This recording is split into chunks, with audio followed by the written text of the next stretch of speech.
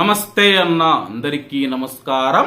20 ఏళ్లకు పైగా కువైట్ ప్రభుత్వంచే గుర్తించబడిన ఏకైక కార్గో సంస్థ యూసఫ్ కార్గో మీరు ఇండియాకు పంపించే మీ వస్తువులను జాగ్రత్తగా ప్యాకింగ్ చేసి వేగంగా భద్రంగా మీ ఇంటికి చేరుస్తారు. ప్రస్తుతం యూసఫ్ కార్గోలో మంచి ఆఫర్లు నడుస్తూ ఉన్నాయి. ఏ కార్గో మరియు సి కార్గో కలదు. మాలియా మరియు కైతాన్ ప్రాంతాలలో యూసఫ్ కార్గో ఉంది.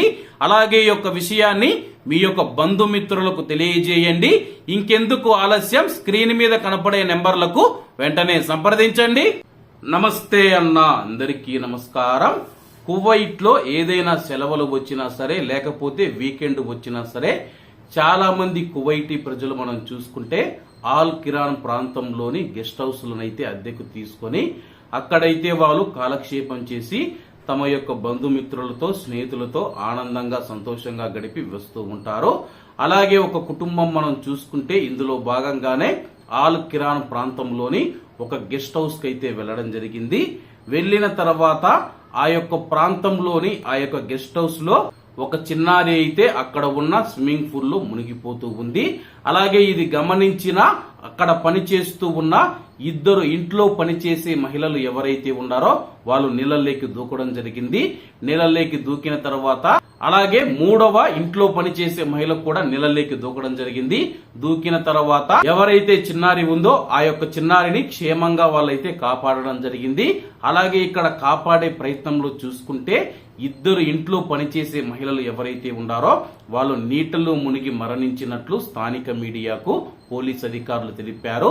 తీవ్ర విషాదమైన సంఘటన ఆల్ కిరాన్ ప్రాంతంలో చోటు చేసుకుందని చెప్పేసి మాకు సమాచారం అందే సమయానికి మేము వెంటనే సంఘటనా స్థలానికి చేరుకున్నామని చెప్పి మేము వెళ్లి చూసినప్పుడు ఆ యొక్క స్విమ్మింగ్ పూల్ నీటిలో మునిగిపోయి ఇద్దరు ఇంట్లో పనిచేసే మహిళలు చనిపోగా మూడవ మహిళ ఎవరైతే ఉన్నారో ఆమె తీవ్ర అస్వస్థతకు గురి కావడంతో ఆమెను ఆసుపత్రికి తరలించామని చెప్పి ప్రస్తుతం పోలీసులు కేసు నమోదు చేసి తదుపరి విచారణ కోసం మృతదేహాలను ఫోరెన్సిక్ విభాగానికి తరలించారు.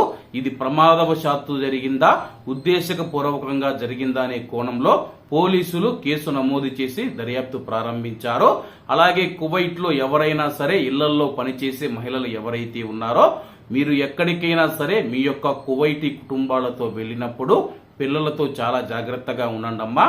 ఎందుకంటే మీరు వెళ్లిన చోట స్విమ్మింగ్ పూల్ కానీ ఏవైనా ఉంటే కానీ వాళ్ళని చాలా జాగ్రత్తగా చూసుకోండి, లేకపోతే ఇటువంటి అనార్థాలే జరుగుతాయి.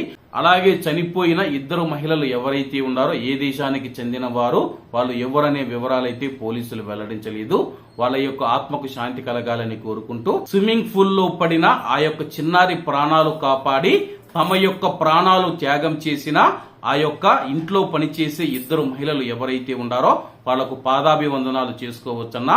ఎందుకంటే స్విమ్మింగ్ పూల్ లో ఆ యొక్క చిన్న పాప పడిపోయినప్పుడు వాళ్ళైతే సహాయం కోసం ఇతరులనైతే కోరాల్సి ఉంటుంది.